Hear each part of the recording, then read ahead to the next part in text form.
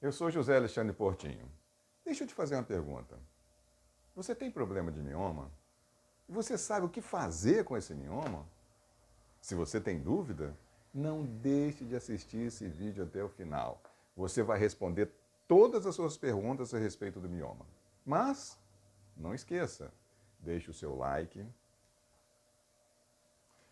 e não esqueça de fazer os seus comentários a respeito do vídeo, além de fazer a sua inscrição, porque você vai receber novos vídeos, anúncios de novos vídeos periodicamente. Vamos lá. Então, o mais importante é saber 3 características do mioma. Primeiro, o tamanho do mioma, o número de miomas e a localização desses miomas. Ou seja, se você tem miomas localizados mais na parte externa do útero, esses miomas costumam não dar muitos sintomas. Entretanto, se a localização dele é mais interno, dentro da cavidade uterina, geralmente eles são mais sintomáticos. E que tipo de sintomas são mais frequentes nas pessoas que têm miomas? Bem, algumas pessoas têm mioma e não sentem absolutamente nada, mas a grande maioria tem algum tipo de sintoma, como dor e também hemorragia. Então, algumas pessoas podem ter algum grau pequeno de sangramento durante a menstruação, outras podem ter sangramento excessivo menstrual e sangrar fora da menstruação, e isso ir agravando progressivamente com o passar do tempo. Outras pessoas podem ter esses 2 sintomas também, além do sangramento irregular, como é o caso da hemorragia, também dores durante a menstruação e dor pélvica fora da menstruação também. Outra pergunta: você deseja engravidar? Então veja, a abordagem de todas essas respostas de perguntas são importantes para saber qual a conduta a tomar. O que deve ser feito em relação ao mioma que você tem? Será que você tem um mioma só? Será que você tem 2, 3, 4, 5 miomas? E isso você pode saber através dos exames, como ultrassonografia, ou se você quiser um detalhamento maior do número de miomas, tamanho, localização, faça uma ressonância magnética da pelve. Então, através da investigação, né, da consulta, dos exames, você poderá saber detalhamento desses miomas. E isso tudo vai influenciar no quê? No tratamento, na conduta terapêutica, para resolver o problema do mioma. Então, a conduta de resolução dos problemas do mioma vão variar muito. Desde uma conduta expectante, como por exemplo, você pode ter um mioma que às vezes não é muito grande, ele está localizado mais na parte externa do útero e ele não dá sintomas. Então, nesse caso, a conduta é repetir periodicamente o exame de ultrassonografia a cada 6 meses ou a cada ano. Isso vai depender muito da evolução das características desse mioma. Por outro lado, existe a possibilidade de tratamento cirúrgico do mioma. E isso geralmente ocorre na presença de sintomas.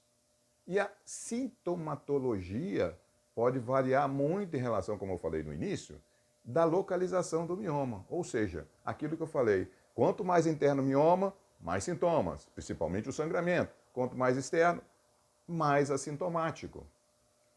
Então, essa localização é muito importante. Por outro lado, às vezes, os miomas estão localizados na parte externa do útero, que não causam muitos sintomas, mas eles vão crescendo, crescendo, crescendo, e daqui a pouco eles estão tão grandes que eles estão comprimindo atrás o intestino, né, que é o reto, e na frente a bexiga. Então as pessoas podem ter dificuldade para urinar, ou uma infecção frequente de urinária, né? Sente pressão no abdômen, ou às vezes não evacua adequadamente por pressão mecânica desse útero muito aumentado em relação ao trato digestivo e ao trato urinário.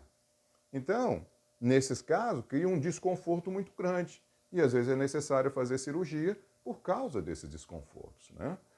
De qualquer jeito, o tipo de cirurgia varia muito. Desde a retirada apenas do mioma, que é a miomectomia, né? Que pode ser feita pela videohisteroscopia, ou então que retira apenas o mioma aquele localizado dentro do útero.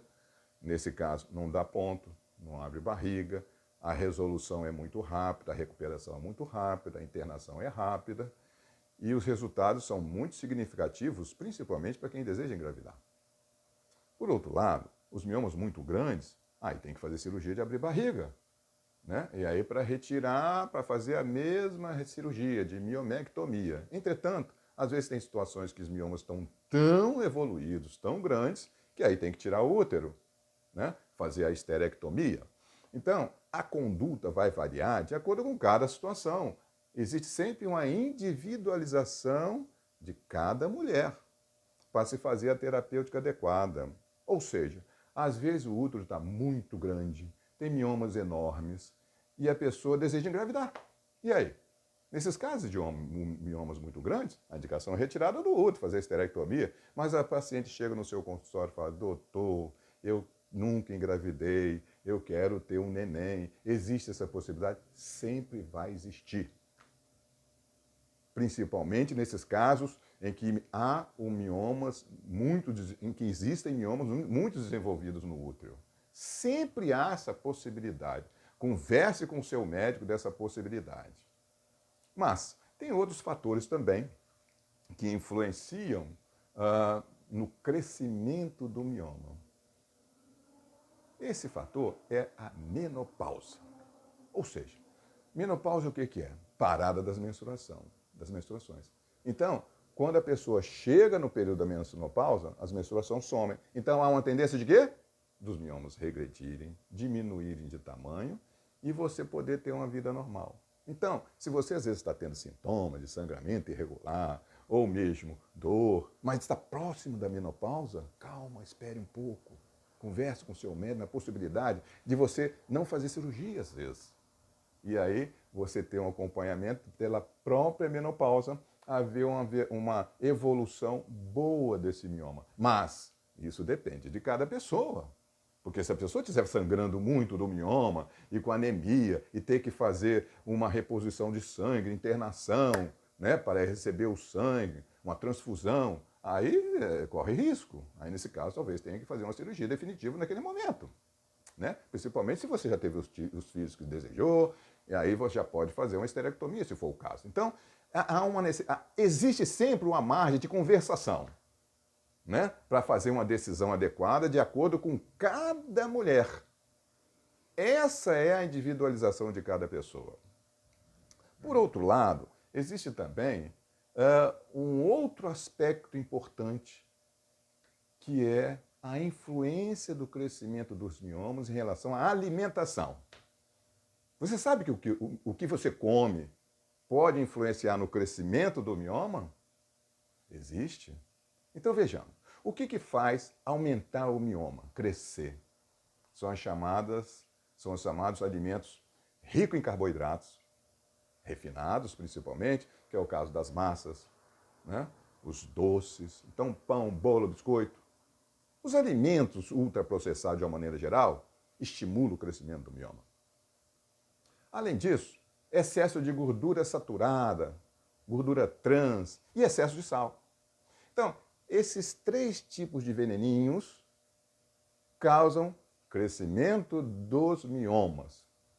Mas, doutor, o que pode favorecer a redução dos miomas ou eles não evoluírem rapidamente? 3 tipos de alimento novamente. Os alimentos ricos em gorduras boas, que são as gorduras insaturadas, azeite extra virgem, ômega 3, castanhas, nozes, que têm gorduras boas, vegetais, legumes e frutas, ricos em fibras.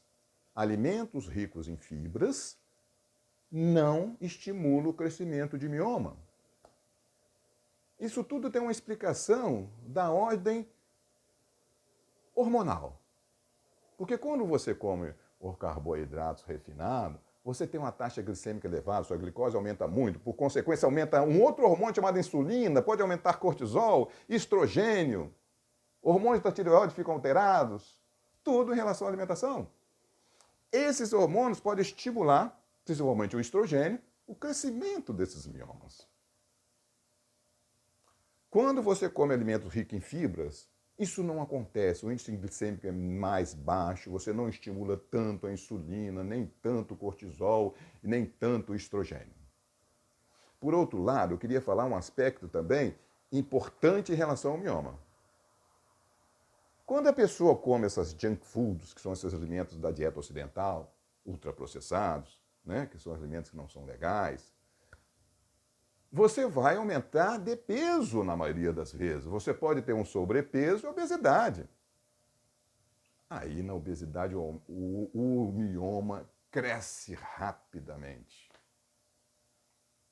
Vocês sabiam que o tecido gorduroso, principalmente das pessoas obesas, ele não é apenas um fator de modificação da estética do indivíduo?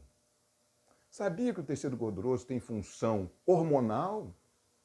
Você sabia que o tecido gorduroso produz estrogênio, por exemplo, que é um hormônio que é produzido lá no ovário? E você sabia que o estrogênio estimula o crescimento do mioma?